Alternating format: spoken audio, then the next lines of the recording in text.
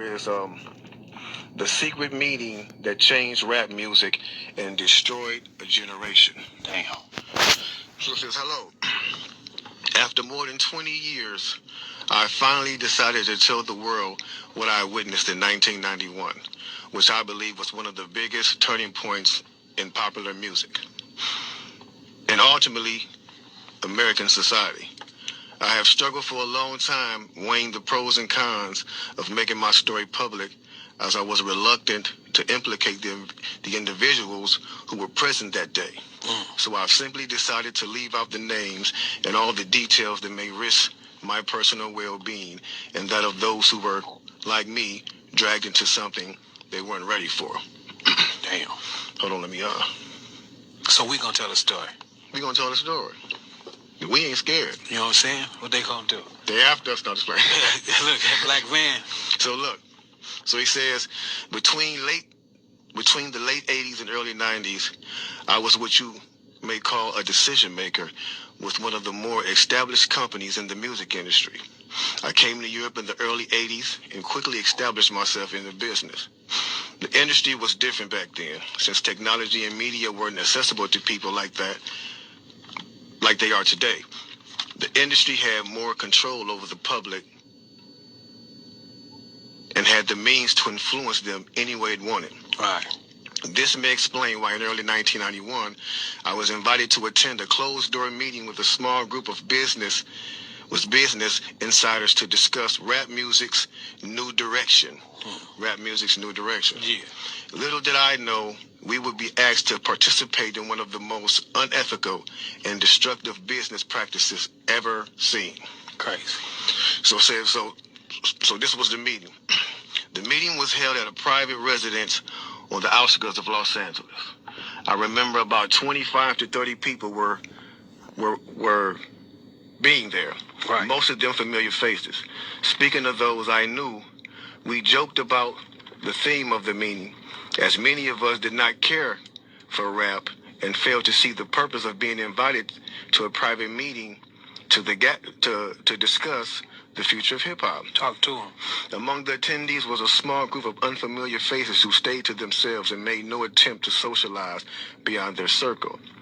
Based on their behavior and formal appearances, they didn't seem to be from our industry.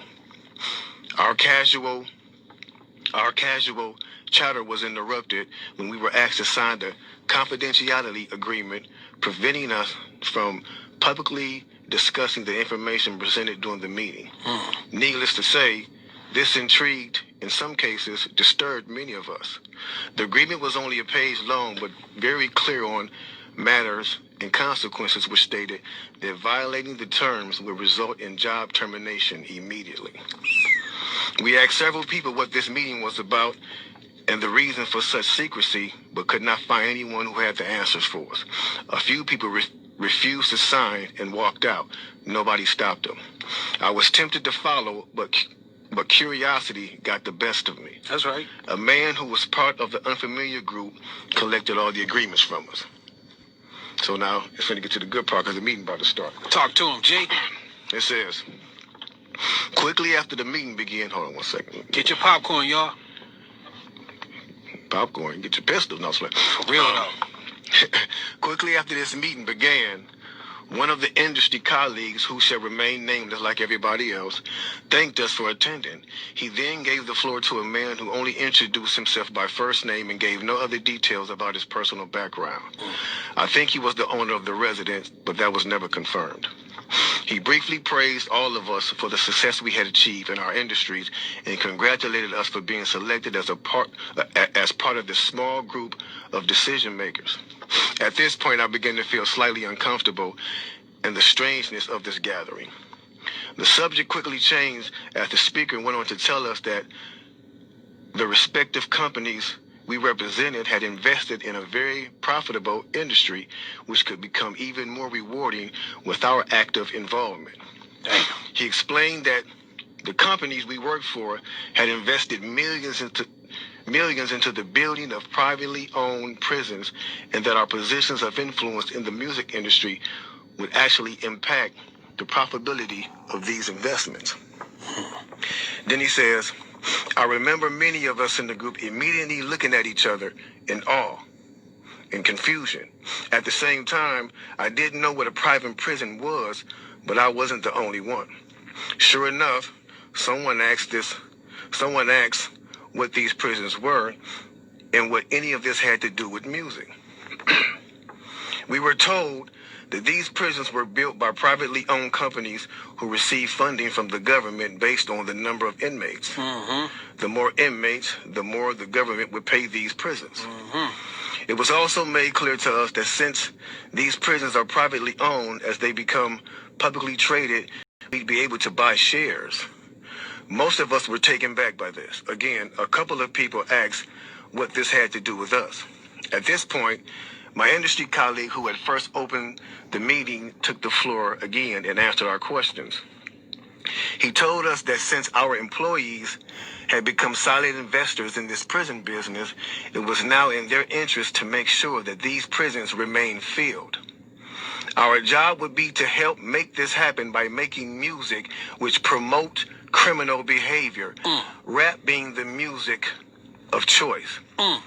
He assured us that this would be a great situation for us because rap music was becoming an increasingly profitable market for our companies, and as employees, we'd also be able to buy stocks in these prisons. Immediately, silence came over the room. You could have heard a pin drop. I remember looking around to make sure I wasn't dreaming and saw half of the people with dropped jaws. My daze was interrupted when someone shouted, "Is this a fucking joke?" At this point, things became chaotic. Right. Two of the men who were part of the unfamiliar group grabbed the man who shouted and attempted to remove him from the house. A few of us, myself included, tried to intervene. One of them pulled out a gun, and we all backed off. They separated us from the crowd, and all four of us was escorted outside. My industry colleague who opened up the meeting earlier hurried out to meet us and reminded us that we had signed an agreement and would suffer the consequences of speaking out about this publicly, or even those who attended the meeting. Damn. I asked him, why was he involved with something so corrupt? And he replied, "It's bigger than the music business and nothing we can do. No, it's bigger than the music business and nothing we want to challenge without risking consequences." We all protested as we walked back into the house. I remember word for word the last thing he said. "It's out of my hands now. Just remember you signed an agreement." He then closed the door behind him. The men rushed us to our car and actually waited until we drove off the property. Damn. So this meeting, bro. Now that's a lot for a meeting right there. Oh yeah, definitely. And this person later on, he said, this person actually ended up leaving the music industry after this happened. A few years after this, he ended up leaving the music industry. Okay. And he said he just over the years he just felt guilty because he said as he sat back and he watched these plans come to a reality Over 2 decades. he sat back and was like, wow, they really pulled it off. Yeah. They really pulled this off. He was like, they were told not to sign any more political rappers, any more rappers that had messages in their music. No positivity. It was all to be gangster rap music that they promoted and put out. So if you wonder where Brand Nubians went, where Pro Righteous Teachers went, where Public Enemy went, where KRS-One went, and all sorts of groups like that was talking, even Queen Latifah and Moni Love and those, Everybody. What I'm saying? It's a back door. Yeah, anything that was harmless, fun rap, anything that had a message in it had to go. Yeah, that's why if you even notice though, now we talk about that all the time. Even be brief with it, those charms that came out like maybe in 1988, 89, the African charms, those they lasted for about 2 years and they disappeared real quick, you know what I'm saying? Yeah, definitely. Now, after reading all this, it actually made me feel a few different ways.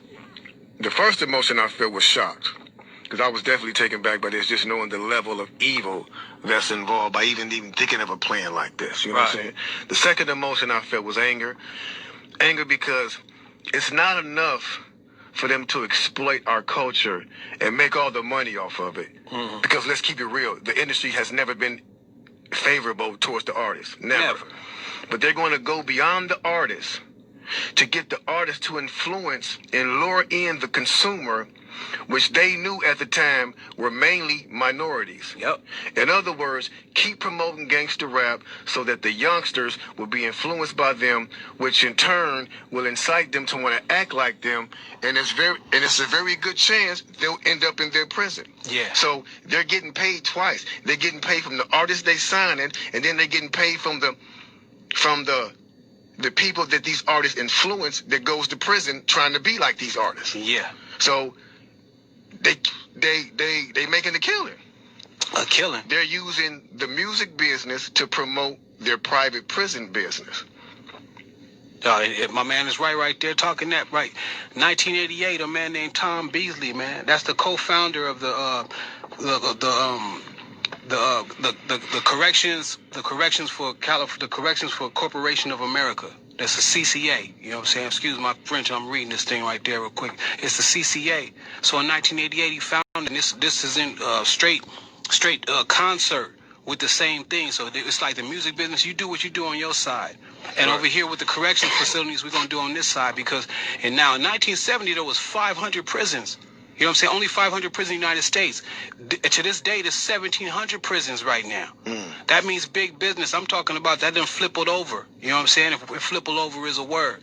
Because they're making a lot of money off of these things per inmate. You know what I'm saying? So getting with this, with the same thing of the music, it all went hand in hand, and we just partying at the same time. So us as the artists is the tool they use. Yeah. The music is the bait. Yep. And the young consumers are the prey. It's a cold game. Cold game, bro. Cold game. Then I feel sad. Sad because everything we seem to try to create, we always seem to give it away. We're always being tricked and deceived into believing that they have our best interests at hand, when clearly they never have, and they never will. They never will have our best interests at hand. It's blow after blow after blow after blow. Nick